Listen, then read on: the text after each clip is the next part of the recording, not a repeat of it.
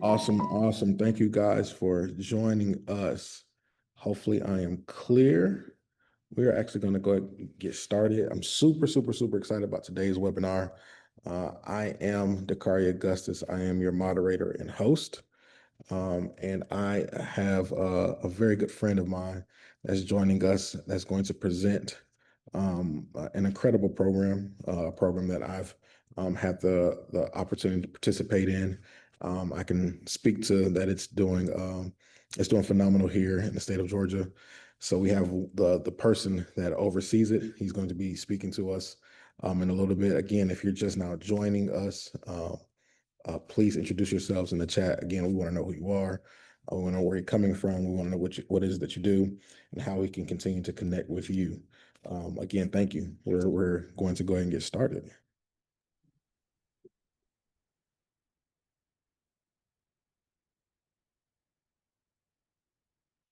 So,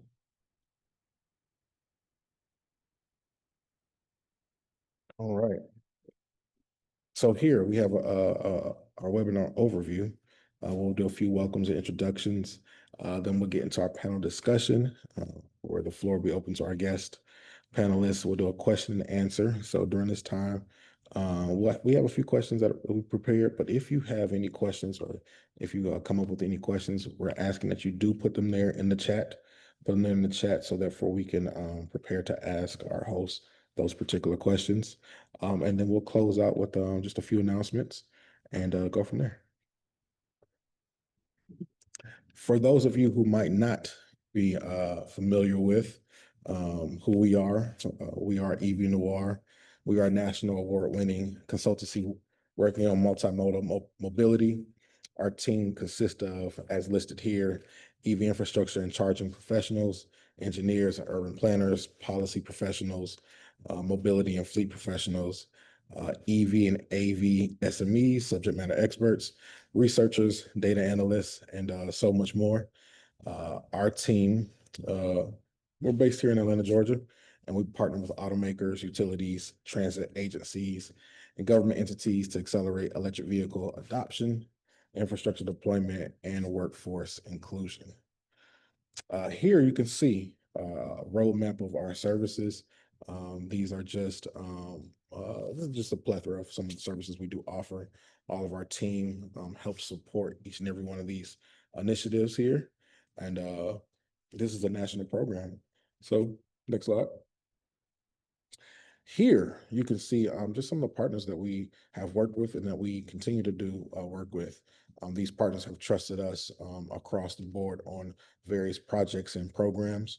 We've done a lot of ride and drive events, and these particular partners have come to us or consulted with us to bring results, to bring solutions. And with our incredible team, we've been able to deliver those particular services. Again, I am Dakari Augustus. I am the e-mobility program lead for EVNoire. My role involves cultivating new business opportunities in the e-mobility and EV charging infrastructure space while managing executing multimodal electrification programs, particularly across the Southeast, dealing with engaging stakeholders, analyzing policies, and just consulting on infrastructure deployment. I also had the pleasure of of introducing one of the greatest guys in the industry, very well known personnel. His name goes beyond his physical appearance. Mr. Don Francis, he is the subject matter expert in workplace, residential, medium, and heavy duty DC fast charging infrastructure. Don has worked for 31 years at Georgia Power. 13 of which were spent in the company's electric transportation program. His primary responsibility was serving as a business unit manager for Southern EV, an unregulated business unit established for the sale, installation, and servicing of EV charging equipment. Before electric transportation, Don worked for 15 years in fleet services at Georgia Power and 10 years with General Motors. Next slide. And our guest for the day is Mr. Trey Leslie. He is the electric transportation manager for Georgia Power Company. Trey's a good friend of mine. I met him several years ago. I think at I think it was an event of some sort, and we went to lunch or dinner afterwards. And years later, just wouldn't know that we still be working together. So I want to thank Trey for joining us. He's been such a huge help within the industry. Trey Leslie, he does serve as electric transportation manager. In this role, he leads the team responsible for Georgia Power's electric transportation strategy and execution to deploy infrastructure across Georgia, which he'll talk a lot more today. This includes a portfolio of customer offerings that focus on reducing obstacles for Georgia Power customers, ready to integrate electric transportation technologies into their daily lives and business operations. Prior to this role, Trey served as the renewables and resiliency manager. In this position, Trey led the team responsible for the deployment and implementation of all customer renewable programs, distributed energy resources programs, residential and commercial solar analysis, and interconnection of customer and company owned behind the meter distributed energy resource projects. So as you can tell, he's done a lot, knows a lot, been involved in a lot. And again, I do honor him from joining us. So thank you, Trey. And now we're going to get into the presentation. So I'm going to give the floor to Mr. Don Francis, and he's going to actually discuss with you all about the eval certification. Mr. Don, you have the floor. Thank you, Dakari. Again, I'm Don Francis. I'm the charging and implementation specialist for the EVNoire team. I'm going to talk today about a project we are doing with Fourth Mobility. It is called the EVAL program. EVAL is an electric vehicle adoption leadership program. It's a national workplace charging certification program funded by the U.S. Department of Energy. It's a recognition program for employers that implement, certify, celebrate the efforts that they're doing to promote clean transportation at the workplace. And the program recognizes the initiatives such as providing EV charging, supporting carpooling, biking, public transit, and other incentives that an employer may offer to their employees for sustainable commuting. The reasons the program exists is to provide national recognition to EV-friendly workplaces, help those workplaces adopt best practices, and provide guidance on how to implement workplace charging. And at the end, to get certification based on the level of their progress. If you have done anything in the past with leads, that's the leadership and environment and design, it is very similar to that program that the U.S. Green Building Council runs. So you'll see a lot of similarity there. The program provides employers with tools, resources, and expert guidance on how to support workplace charging. What I'd like to get into now is some of the specifics of the program. This is only available for workplace charging, so it does not apply to businesses that are doing public charging for their customers or for fleet operators that are providing electric vehicles into their fleet. It is totally focused on providing workplace charging and recognizing the work that you're doing to provide workplace charging. We're going to talk a little bit more about how the certification runs. It is, like I said, it's a very easy process. You register, we'll help you with the process to register, apply for the certification, help you with resources to get through the process, support that activity, and help you submit and certify your locations. One of the things that both Dakari and I do is to help support that project. And we're available to you to walk through the process. I'll put my contact information in the chat so that if you need to find me or want to talk more about it, you can do that. Let's go to the next slide. This is the levels of certification. Very similar if you've seen the LED certification. There are various levels from bronze up through platinum, which identify the amount of effort and success that you are having in providing workplace charging. That's all I have for now, Dakari. And again, I will put into the chat how to contact me.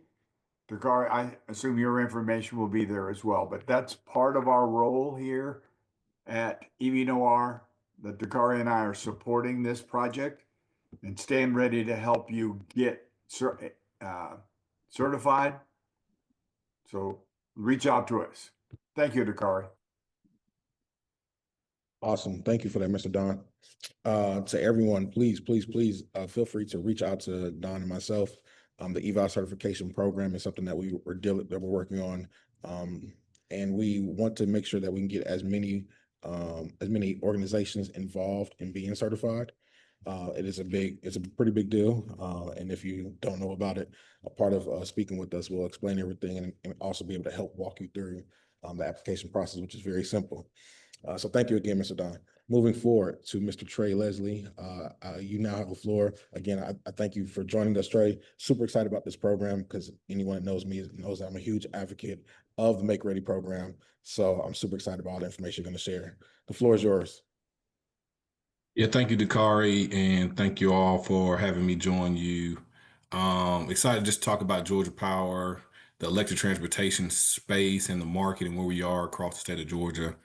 And so, and Dakari already hit the Make Ready program, but then also some of our other incentives and programs that we have available for the customers that we serve here across the state of Georgia here at Georgia Power. And so, I'm Trey Leslie. I serve as electric transportation manager here at Georgia Power. And our overarching goal, guys, is to deploy as many and as much public facing charging to make available across the state of Georgia. And so we have a number of programs that allow for us to do that. Look forward to talking through some of those here in the next couple of slides. Next slide, please.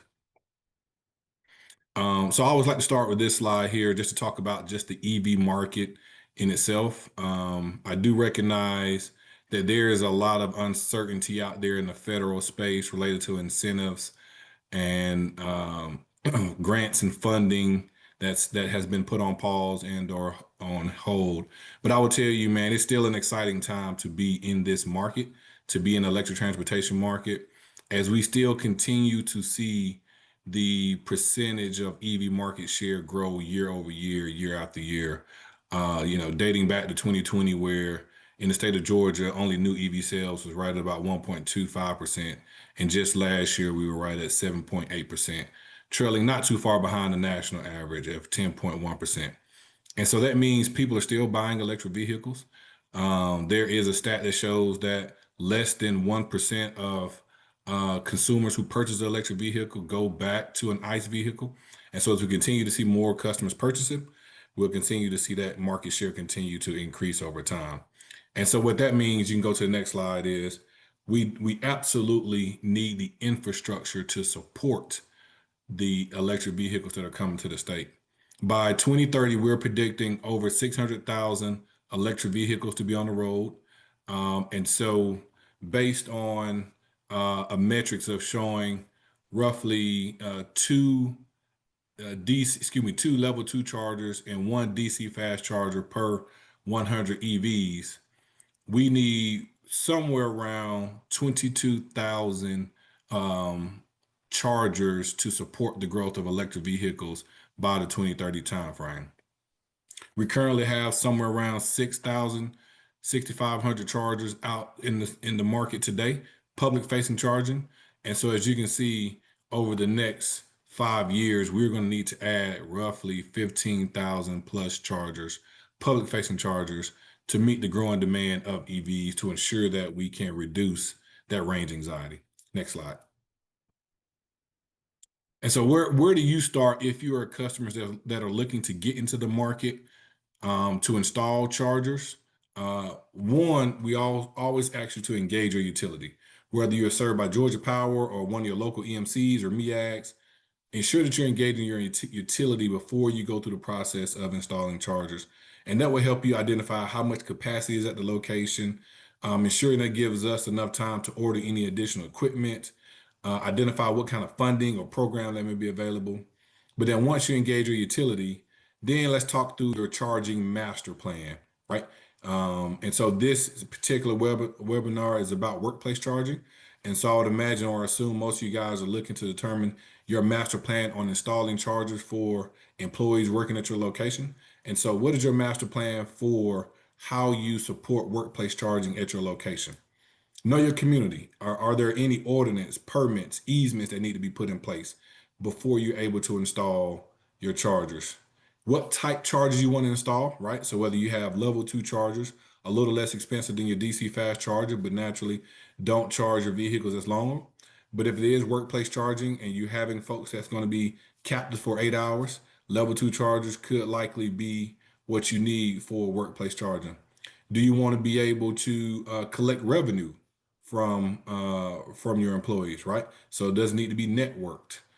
Things of that sort that you want to make sure you have in place as you go down this path. And then lastly, what are the funding opportunities, whether it's federal, state, local, or even federal, or even funding from your local utilities through rebates and or incentives. So these are things you want to make sure that you are considering as you go down the process of installing chargers at your location. Next slide. So from a Georgia Power perspective, how do we help customers? This is our vision right here. And what we want to do is partner with customers to accelerate the deployment of electric transportation technologies by one, increasing the convenience, but then more importantly, reducing the barriers to adoption. Our goals, and we call it the 3A's, advanced ET charging infrastructure, advise on electrification of transportation, and then lastly, we want to advocate for the adoption of EV technologies. And so we do that through, next slide, our 3 bread and butter programs. 1, make ready, you've heard Dakari mention that, and I'll talk more about that. 2, community charging, and then lastly, our rebate program. Next slide.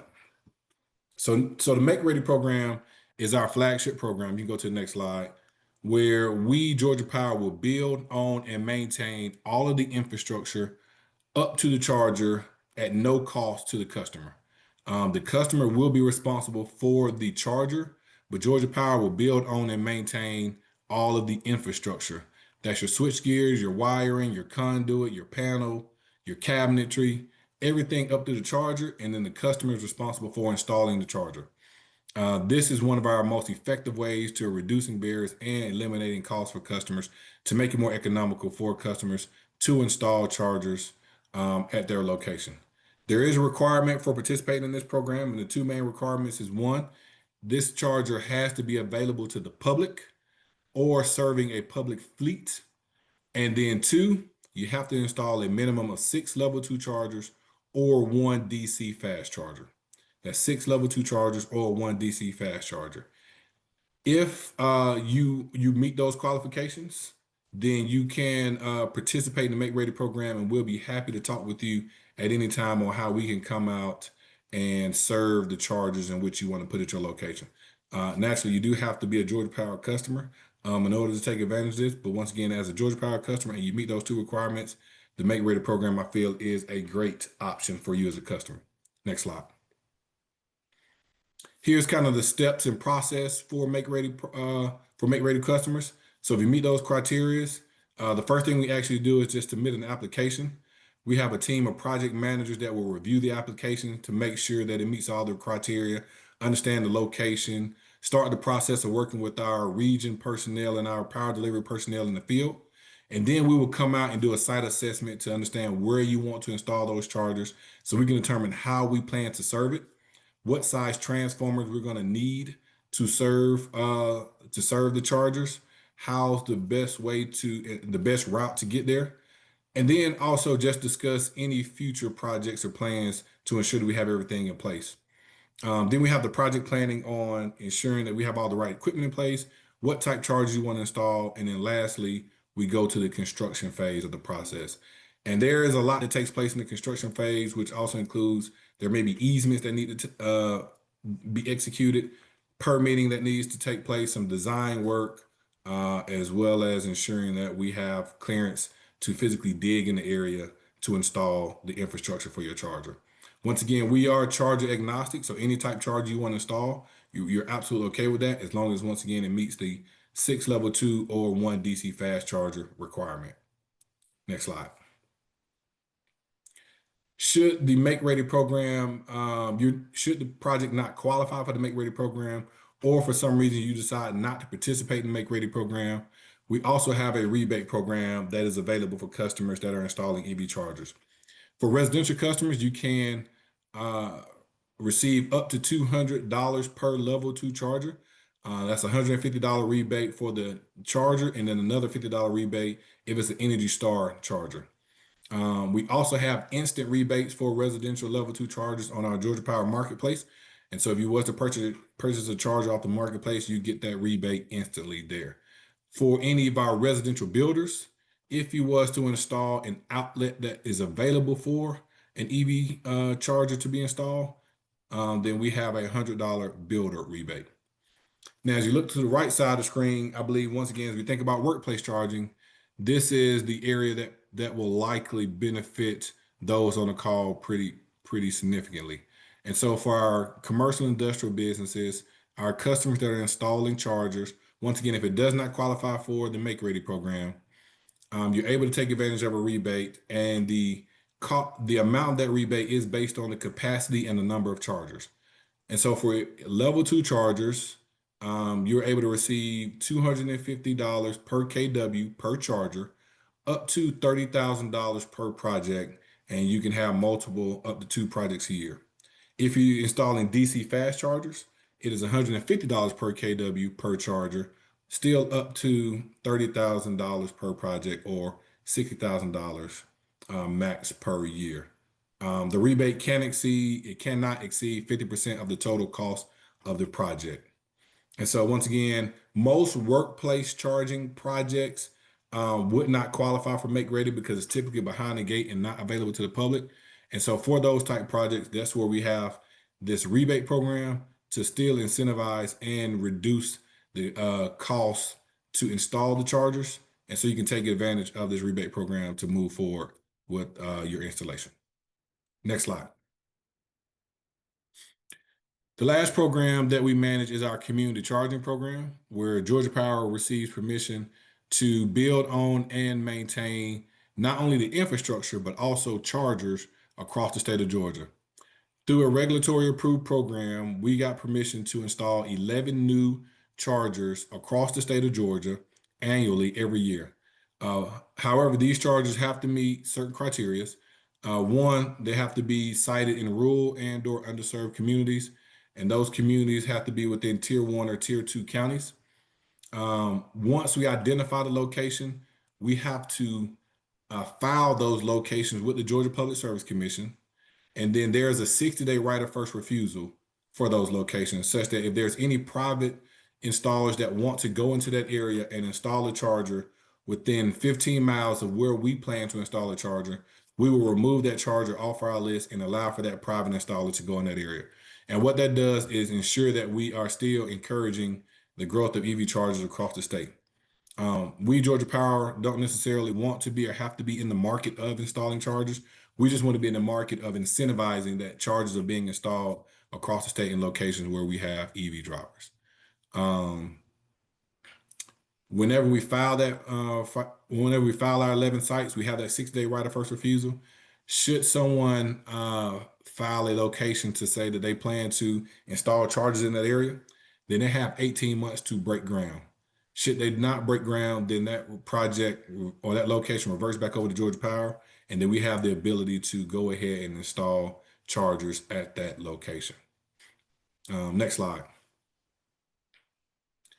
We have roughly 83 sites across the state, Georgia Power does, that we own and operate, 180 chargers, 227 ports. Most of our projects are DC fast chargers. Early on in the process, we did install several level 2s. We're starting to go back through some of those and swap them out with DC fast chargers in those areas. As you guys know, for most of our public-facing chargers, or most public-facing chargers, having DC fast chargers out there to get folks in and out as quickly as possible makes it as beneficial to the driver as we can. And so right now we have 134 fast chargers out there. We plan to increase those over the next several years going forward. Next slide. We always like to monitor the utilization rates of these chargers to show the value in them. And the beautiful part about this is many of these chargers, once again, are not in your heavy populated area, heavy traffic area, heavy urban areas. They're out in your rural counties, underserved counties, and yet we're still seeing high utilization for many of these locations. And so we break it down into over a 24-hour period, what's the utilization, down to time frames between 6 a.m. and 10 p.m., and then also 12 p.m. and 6 p.m. And so we like to see what the utilization is at each one of those locations, just to determine whether or not if we decided to add additional chargers or do any maintenance or upgrading the chargers, we have a good idea of what are some of the best locations to go to do that. And so next slide. So those are our three main programs that we have available: Make Ready, rebates, and community charging. What we also like to talk with customers, especially once again, if you're either a fleet customer or a customer that is installing workplace charging, is to ensure that you're on the appropriate rate for your location. For the sake of this conversation, I'll focus on the two on the right, which is our two business rates. So we have a charge at rate rider, and this is for customers that are installing public facing charging chargers. And what that does is allow for a discount on your demand for the first 4 years that you have installed that charger. And so that discount decreases 15% every year to ensure that you're not hit with a astronomical demand charge. So that allows for the visibility of that charger to increase, and you start to see more and more traffic at that location to effectively increase your energy consumption. That way it will match your demand consumption. And so we do have where we have that demand discount for 4 years over the next 4 years for customers that are participating in that charge at rate rider for public facing chargers. Now, if you're a charger that has a fleet, we highly recommend the TOU EV charging rate, where you can predict when you actually be charging your vehicles, ideally during off-peak time frames, overnight. If you can determine when you plan to charge your vehicles or charge your fleet, then you can take advantage of this overnight TOU rate to allow for very advantageous pricing during our on-peak and or off-peak hours. Next slide. So as we look ahead, we want to make sure that the grid is ready. That is one of the questions that I get very often when I am going out in the public speaking, discussing our program, talking about the growth of EVs and the growth of chargers in the market. I often get, hey, what is Georgia Power doing to ensure that we are preparing the grid for this?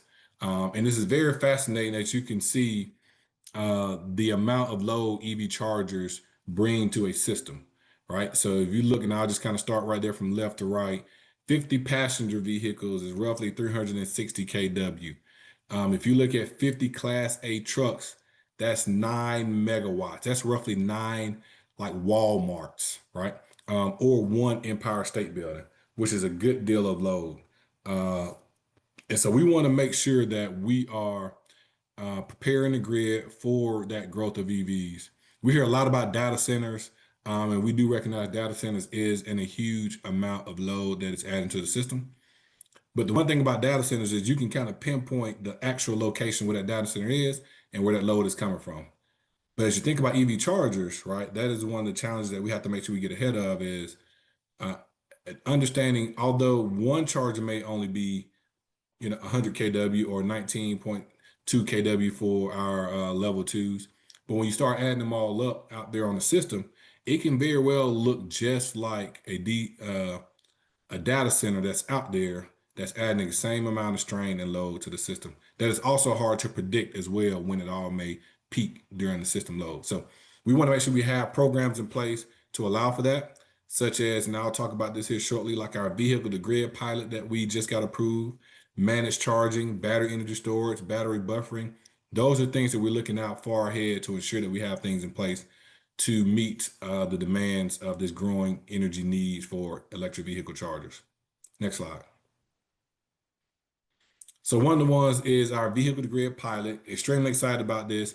We just got it approved in our recent integrated resource plan that was approved back in July of this year, where we get permission to test 10 bidirectional chargers at roughly 3 to 4 public school systems that have electric school buses. And so there's a couple things we want to get out of this is one, understanding what is the interconnection process, understanding what is the economics and the benefit to customers, understanding how we can utilize these large batteries to put excess energy back onto the grid. Can we take these batteries and charge them once again during off-peak hours, but then discharge them during peak hours to benefit the customer, but also benefit all retail customers to take advantage of this excess energy and these large batteries that we can serve to the grid, to all retail customers. And if you ask why school buses, one of the biggest reasons is they have very, very large batteries that we can utilize that look somewhat similar to your residential battery energy storage system, right? Their schedules are predictable, so we know when they're running during the day and we know when they're going to be parked. Some of these school buses are already moving towards electrification, and so they have electric school buses that are in place. And then there's also some financial incentive that customers can take advantage of as well. And so this is why we want to start with electric school buses and ideally learn from that and then figure out how we can expand it to other technologies that have the ability to put excess energy back on the grid through bidirectional chargers. Next slide. And so I'll end with this slide here. And once again, I started with there's an exciting time here in Georgia with the EV market and the amount of growth of EVs across the state. That is not going anywhere as we continue to enable manufacturing across the state. Georgia being one of the number one state to do business, as you guys have heard, where Kia is investing $200 million or have invested $200 million to build electric vehicles here in the state, as well as Hyundai also has invested in and have landed here in Georgia, also building electric vehicles. And so once again, very, very exciting time. A lot's going on in the EV space. A lot is happening. I always look forward to talking to customers about what we have going on and definitely want to be here as a support for you guys to see what we can do to support you guys as you guys are also looking to either electrify your fleet and or install workplace charging at your location to support the growth of EVs for your customers. And so that's my LinkedIn. Happy to connect, happy to answer any questions that you guys may have about what I just shared or anything that may be coming down the pipe. So thank you guys. Thank you, Dakari, again for having me. No, thank you, sir. It's a absolute honor and pleasure for you to join. So much information, and I really wanted our audience to really see just all the things that Georgia Power has been doing behind their various programs. A lot of questions that people typically have, and so you covered a lot. So what I'm going to do, I'm going to jump into our question and answer portion. I'll ask one of our questions, but while you're answering that, to any of the guests, if you all have any questions about programs or just anything, please feel free to drop it in the chat, and then we'll make sure that we ask Trey those particular questions. I think they put in here you can reach out to evcharging at EVNoire.com. So yes, the next slide I think has our questions. All right, first question. Trey, if you could, what role do incentives, education, or recognition programs play in increasing employee EV adoption? I mean, and of course, when you answer this, you could talk about Georgia Power and then just maybe what you've seen in terms of your customers and their adoption. Yeah, so I'll tell you a few things that we've done at Georgia Power. I could tell you what we've done at Alabama Power as well. So at Georgia Power, for our customers who drive an electric vehicle, and it's really a fleet electric vehicle, at no charge to the employee, we would go in and install a charger port for them to install a level 2 charger at their homes, right? Likewise, in Alabama, they provide an incentive in the form of a payment credit to all employees that purchase an EV and or have an EV, almost as a rebate for them having an electric vehicle. And so what that does, one is makes that process easier for more employees to buy EVs, right? From a charger perspective, you don't necessarily have to worry about the infrastructure to installing your charger. You know that the charger is going to be installed by a reputable person because naturally it's coming from your employer. But then from an Alabama Power standpoint, where they provide dollars to their employees, it makes the economics for purchasing an EV more beneficial. And so at the end of the day, naturally, uh, any and everybody likes to be able to get something. I wouldn't say free of charge, but at a very beneficial, financially beneficial amount, right? And so having an employer that provides that incentive to encourage the adoption of electric vehicles makes that process a lot easier for employees. And so I believe having a program in place that allows for that will encourage more and more of your employees to purchase EVs in the future. Having some kind of hand holding process, also through an education standpoint, makes that process a lot easier for many of our employees because uh, there's a lot out there in the market related to electric vehicles, and so having someone you can go directly to provide that information helps our customers and our employees make good informed decisions about the type of vehicle they want to purchase. Okay, perfect. Thank you for that. While I'm still waiting on a few more questions to come in, I'll go to the next question. Um, what are the most effective ways to promote workplace charging programs and encourage employee participation? Probably I would say is having chargers in place at work, right? And then having chargers that physically operate and work well. And as simple as that sound, you'd be surprised where we have customers who have made the investment to install chargers, but did not make the investment to keep them maintained. And so now those chargers just sitting there, not necessarily working the way they should. And so the most effective way is the one, make sure you have good working chargers, but then really have good working free chargers for your customers, right? So if you have a place that you know for sure that you can charge a vehicle, it is also more advantageous and provides more incentives for you to go and purchase an electric vehicle. Many employees in locations, across the state of Georgia, many residents live in multifamily housing, and so they don't have access to the ability to install chargers at their home in their garage like some folks. And so that may discourage them from purchasing an electric vehicle. But if they knew that on top of public facing chargers that they can use, but also driving their vehicle into work and charging there, I believe that would also help encourage the customers or and employees to convert and purchase an electric vehicle. All right, awesome. Thank you for that. All right, so next question. All right, how can employers gather and incorporate employee feedback to improve charging access and experience? I don't know if Georgia Power may have some type of FAQ Yeah. site can, maybe ask certain questions or make certain inquiries or anything like that. What would you say to that? Yeah, it's funny. So we're in the middle. We're going through that right now. One of the things that we are considering that we have not done yet. So if there's anybody on this call that can help figure this out, is developing a in-house app for our fleet drivers, right, and our drivers who have a personal EV but that wants to charge at a workplace. That is a Georgia Power specific app that you can identify all the chargers across the state that you have access to that are only available to Georgia Power employees or Georgia Power fleet employees, which ones are in use, which ones are operating the way it should operate, um, and the type of charges that are each one of these locations.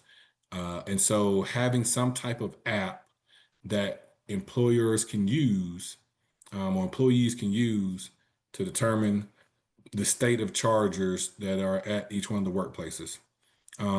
But with that app, they can also provide feedback, gather feedback, and put in information based on their experience at the location in which they're charging at.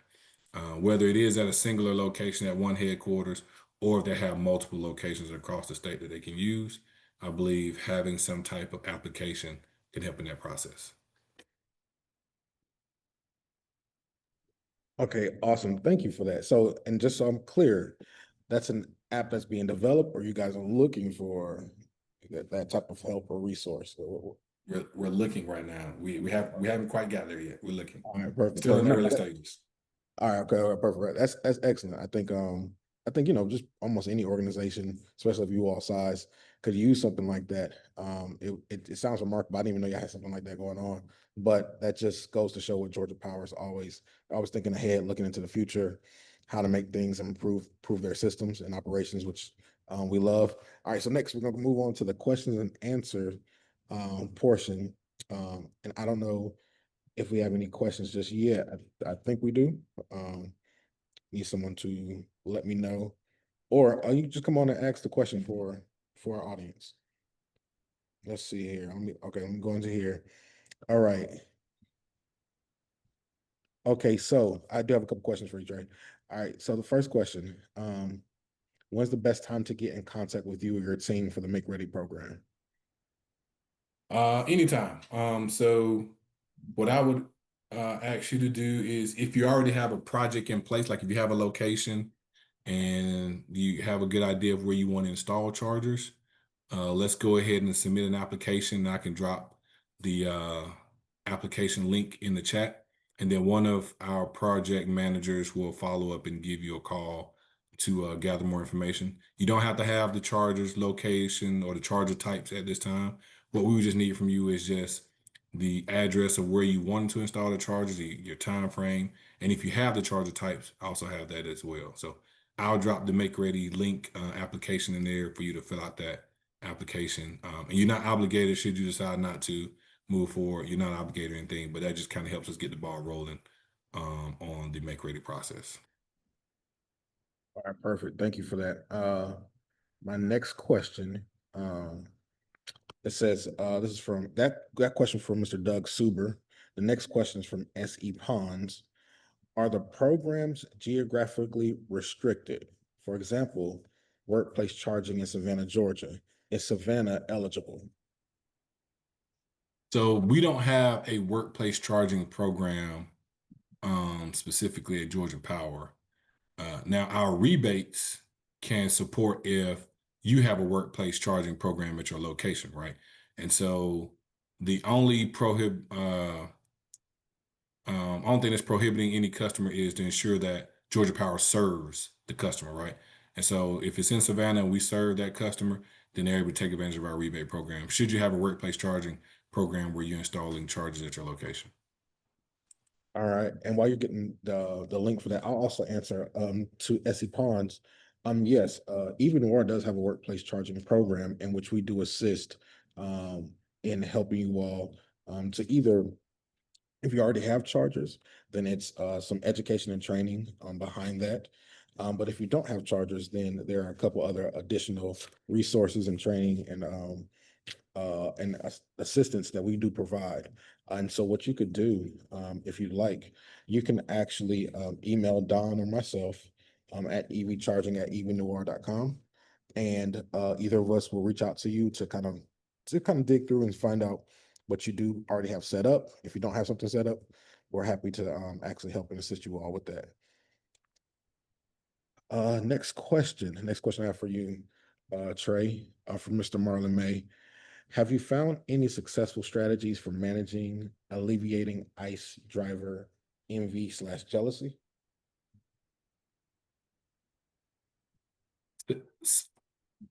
Eliminating their jealousy for EV drivers. Yeah, or maybe their stance against it, I would assume. Have you found any successful strategy for managing or alleviating ICE driver, I guess, defense against maybe EV adoption? Yeah, so one is just education, right? Trying to just educate them as much as possible on the benefits to converting to electric vehicles, providing the data, providing the stats to help them fully understand um, where the benefits are. I fully understand for those that are ICE drivers who may not want to convert the idea of range anxiety. That transparently, that was one thing that got me too. Right? Can I drive from here to Savannah? Where are my routes? Where do I need to stop? More importantly, if I get outside the state of Georgia, how can I drive from here to Nashville or Alabama, wherever?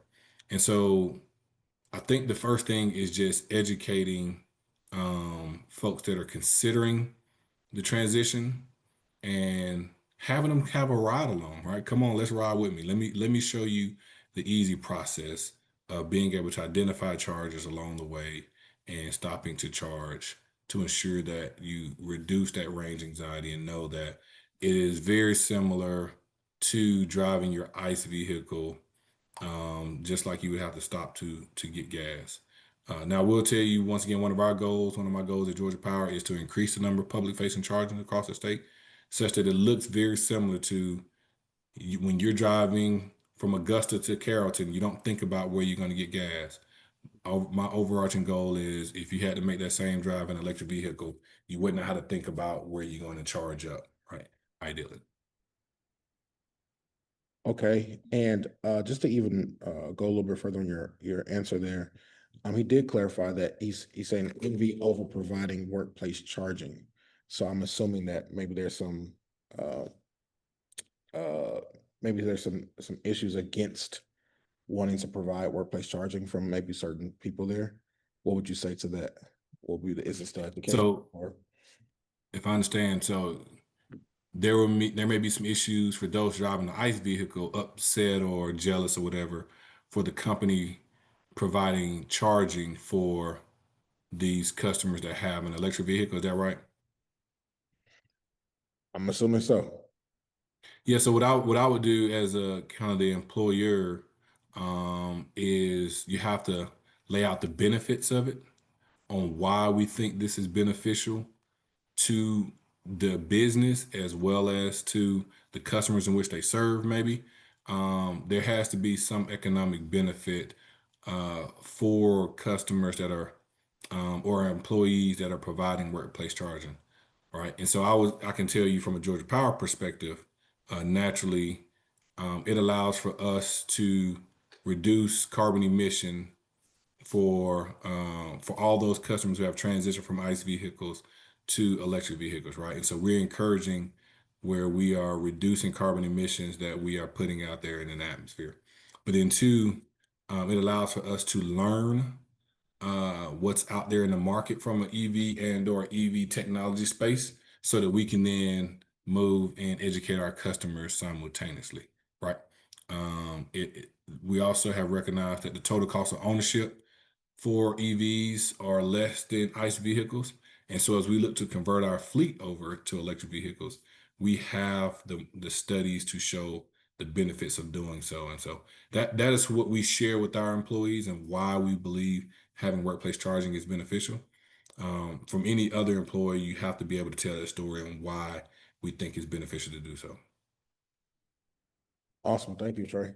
Just a few more. We got a couple questions here. This is a two-part question. First part is from Rachel Kilgore. Who would be the best person to speak with regarding the GP community program for community organizations for employee and community use? Who would be the best person to speak to about is our community charging program, I'm assuming. Yes, sir. You can reach out to me. Okay, perfect. Reach out to me. So Rachel, you got that. You reach out to Trey. And then her second question is there a public map that states what the programs consider rural or underserved areas? Yeah, so based on the state of Georgia's economic development guidance, every year they rank all of our counties across the state, and they rank the ones that are considered tier one or tier two counties. And it is updated annually. And so I'll be happy to also drop that link so you can see how those tier one or tier two counties are identified. Perfect, perfect. And we're almost done. The next question from Mr. Doug Suber. What are the biggest mistakes you see with startups in the EV charging space when they join the Make Ready program? One, not knowing the capacity in the area, right? So not having the idea of the size transformer that's needed to serve that location. And so we could have made some modifications to the design ahead of time before they either move forward with installing chargers or identifying chargers. Two, just not knowledgeable of chargers in general. Many of our customers, their hold up with participating in the program is what type charger they want to install. And so it causes the project to delay install and not move forward because of what I like to call analysis paralysis. There's so many different chargers out there in the market, and it's hard for a customer to make a decision on what type of charger to install. And so they just elect not to move forward at all. And so for newer customers that enter into the market, trying to figure out what is the best charger out there. And then probably the last thing is working with your city officials and ensuring that you have the right permits in place for installing chargers. That can take some time. What easements need to be in place. Any other permitting requirements or criteria from the counties or the cities, those typically hold up jobs as well. And so if we're able to get ahead of a lot of those, it can make the project move a lot swifter. Perfect. So we are actually um probably done with the questions because we gotta move on. We do have to end exactly at 3 or right before 3. So I do have a few more additional resources or notes that I want to give everyone before we get off of here. To everyone that's joined, thank you for your questions. If you have more questions, I do ask that you reach out to Trey, or you can reach out to our team here at EVNoire, and we'll be happy to answer those questions and provide any resources that we can to help you successfully move forward with any EV projects or just any sustainable project that you might have in mind.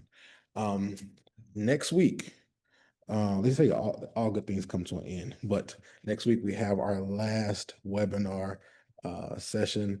It is about success stories and future trends. And it'll be this same time next week. We do ask that if you have some time, feel free to join us again. We'll have some more guests that are going to come on to talk about some of the successful workplace charging implementations that they've had. And this is just across the US. So I'm super excited about some of those things we'll see. For that, if you'd like to register, here is a QR code. If you haven't used a QR code before, don't want to insult your intelligence, but just in case you have not used one, you want to hold your phone up to this QR code here, and it'll take you to our registration page, and you can register there. Feel free to send and share that registration link with your friends in the industry. And then, lastly but not least, again, for those who are interested in the eval certification program, please reach out to Mr. Don Francis or myself. Again, we are looking to connect with you, and we're looking to get you all certified as soon as possible.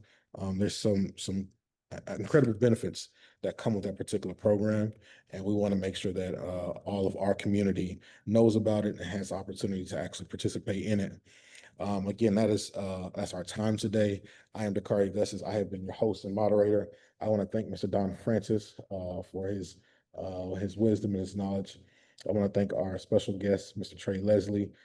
You just phenomenal. Thank you for everything you're doing with the program.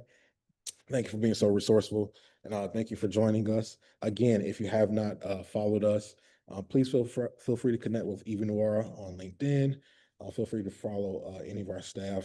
We look forward to connecting with you, and if there's any other questions or inquiries that you may have, feel free to reach out to us. Thank you, and you all have a wonderful day.